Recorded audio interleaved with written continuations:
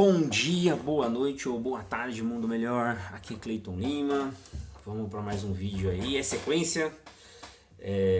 Não vai ser sobre o mesmo assunto por enquanto. Estou destrinchando o assunto do vídeo anterior, mas estou aproveitando aqui para fazer mais conteúdo porque eu quero chamar a atenção para uma outra coisa aqui também. E aí é uma coisa sobre política. E assim, durante um período aqui eu vou procurar falar mais coisas sobre política porque eu quero falar de uma forma diferente.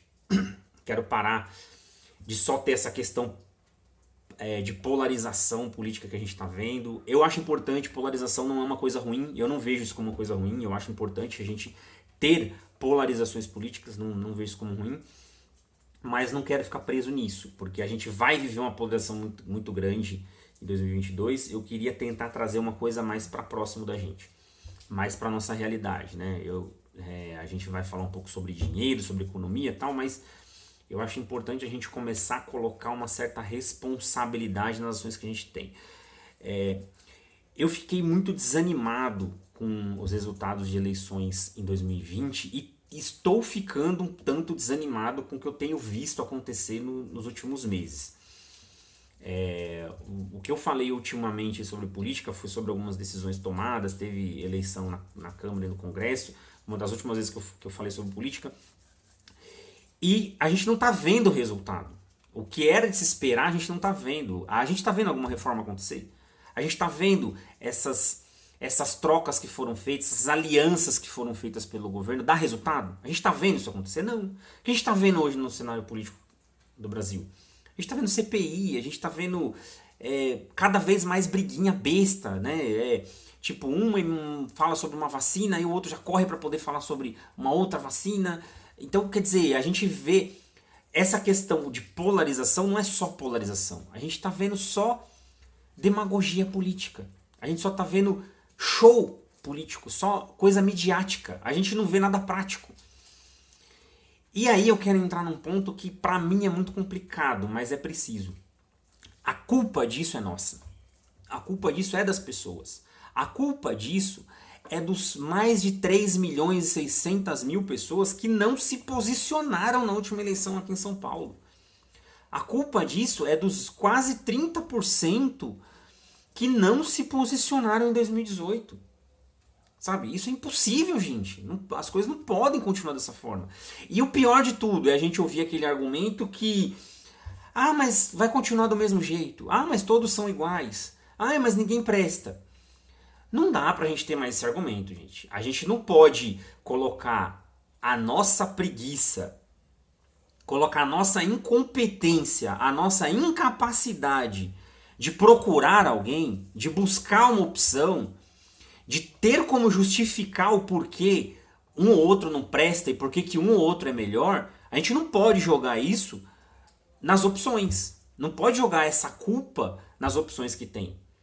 Por quê? Se essas são as opções, então vai lá você e se candidata. Eu poderia ir lá e fazer isso. Então não é justo, se eu não estou lá como opção, simplesmente jogar a culpa nas opções. De fato, em termos de candidatos políticos no país, a gente tem opções terríveis.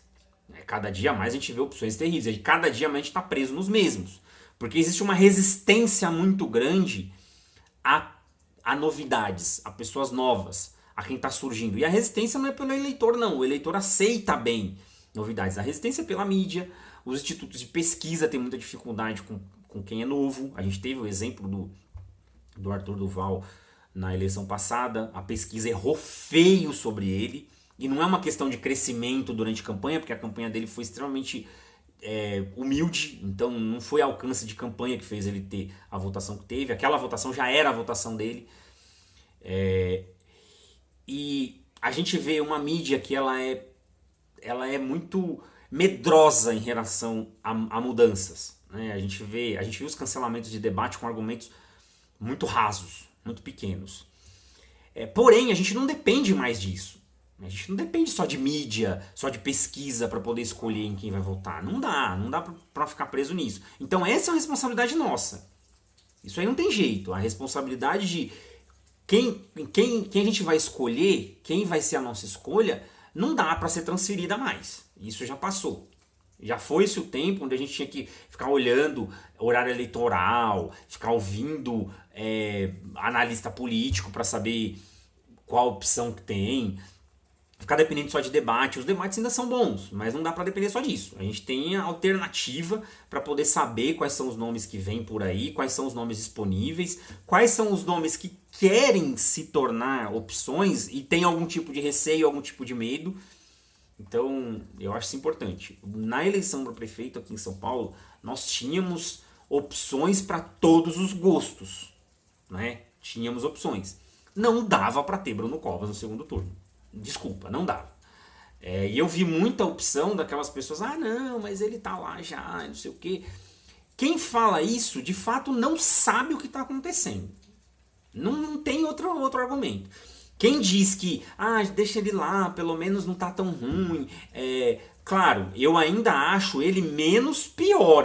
Eu não estou dizendo melhor. Acho que tem uma diferença grande nisso. Ele ainda é menos pior do que o Guilherme Boulos tá lá. De certa forma, eu fiquei um pouquinho animado em ver pessoas colocando o Guilherme Boulos lá, por ele ser diferente, ele não ser esse establishment que vem por aí. Só que o que ele acredita é horrível, é péssimo. A forma como ele lida com a política é péssima. Então ele acabaria se tornando mais um. Mas, pelo menos você não viu lá um Celso Russomano da vida, que seria ali equivalente, né? Porém, tinham outras opções que, se fossem conhecidas, se tivessem sido pesquisadas, trariam um melhor resultado. Então essa responsabilidade é nossa. A gente vai para uma eleição em 2022 que, assim, o cenário hoje é extremamente desanimador. Extremamente desanimador. Não dá, a gente não pode. Numa sociedade com mais de 210 milhões de pessoas, das quais 140 milhões são eleitores. Então, assim, com essa quantidade de pessoas viáveis politicamente, não dá pra gente ficar preso em Lula e Bolsonaro, gente. Pelo amor de Deus, não dá. A gente não pode ter como opções apenas esses dois. Tudo bem, tem o restante dos candidatos que vem por aí, um ou outro acaba se despontando na reta final, mas acaba se encobrindo, que as pesquisas não permitem, que a mídia não quer, e acaba ficando esse embate que, pra mim, isso não é polarização. Vai ter uma polarização entre esses dois, mas isso pra mim não é polarização. Porque polarização você tem que ter ideias. E vai lá procurar as ideias. Vai buscar as ideias que você acha no Lula e na sua turma e no Bolsonaro e na sua turma. Então você não vê ideias aí. Atualmente a gente precisa de ideia de fato, a gente precisa ver alguma coisa acontecendo para transformar esse país. Existe uma vontade, existe uma sensação. As pessoas querem mudar, a gente vê que o país quer mudar. Mas isso fica cobertada por esse sentimento que a gente tem, por essa atitude que a gente tem de não buscar, de não entender, de não ir aprender, de não ir atrás do que precisa acontecer. E a gente acaba se prendendo nas condições mais rasas que a política tem. Sabe? Essa coisa de que votar em um porque o outro não presta, porque isso não dá mais, gente. Essa página eu acho que ela se encerrou em 2018. Não dá pra gente ir pra 2022 com esse pensamento. Eu vou votar no fulano porque o outro não presta. Isso até serve num segundo turno, mas a ideia é fazer com que um segundo turno não seja assim. A gente tem que querer um segundo turno onde a gente possa ter duas opções lá de dizer assim, eu vou votar nesse porque eu acredito nesse projeto. Eu vou escolher esse porque eu acredito nesse projeto. Então, isso é extremamente importante para a gente definir melhor como pode ser a nossa sociedade. Para a gente poder trazer alguma transformação. Porque senão, a gente vai continuar da mesma forma. Essa polarização que a gente tem hoje, essa pseudo-polarização que a gente tem hoje, que é muito mais apaixonada do que em ideias, ela se pauta entre dois ideais cheios de rabo preso. Cheio de dívidas a pagar e a receber. Tipo, você vai de um lado, são dívidas criminais, processos que vão rolar, e aí favores devidos dentro da política do judiciário, do legislativo. E se olha de um lado, é rabo preso com família, uma série de coisa mal explicada, umas alianças feitas sem o menor sentido. e em detrimento de todo um projeto, de todo um discurso, de toda uma construção que se fez numa campanha eleitoral que foi abandonada, completamente abandonada. A gente não pode viver disso, gente, pelo amor de Deus, não dá pra gente continuar vivendo disso.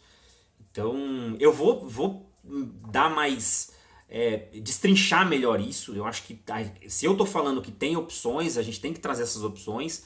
E eu não quero ficar preso só no meu viés ideológico, né? Não quero ficar preso só em candidatos liberais. Eu acho que se a gente tem que colocar o oposto, se a gente tem que tentar trazer o oposto, que a gente traga um oposto de qualidade, pelo menos, né? Que tenha algum conteúdo. E isso existe. Isso existe. Não dá pra negar isso, não. Eu acredito que isso existe. Então, por esse vídeo aqui também é isso, pessoal. Vamos destrinchar melhor isso, vamos trazer de uma forma mais aprofundada. E é isso aí, sejamos felizes.